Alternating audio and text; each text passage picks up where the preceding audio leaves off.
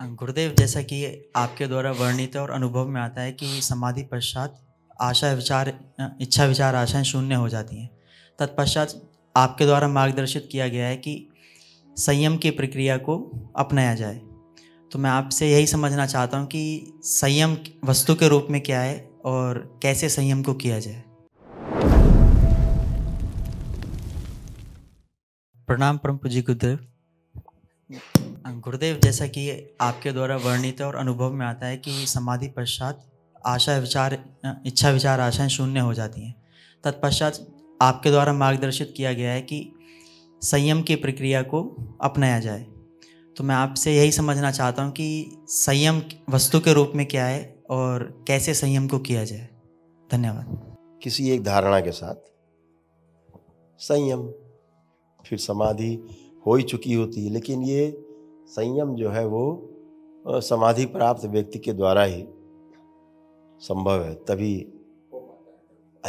तभी वो सृष्टि अपना द्वार खोलती है, मतलब अपने में समाहित करती है। किसी एक धारणा के साथ हम संयम करते हैं। जैसे आपने कहा कि सोचा कि हमें एटम देखना है, ठीक, एक धारणा, बहुत गहरी एटम के बारे में सुनना, समझना, हर तरह से अध्ययन करना पूरा, फिर छोड़ देना। अब वो संयम के साथ जब धारणा का तालमेल होगा तो वो द्वार खुलेगा। क्योंकि जैसे जल, थाली में जल है, जरा भी कंपन है तो आप उसमें अपना चेहरा नहीं देख सकते। संयम बहुत जरूरी है।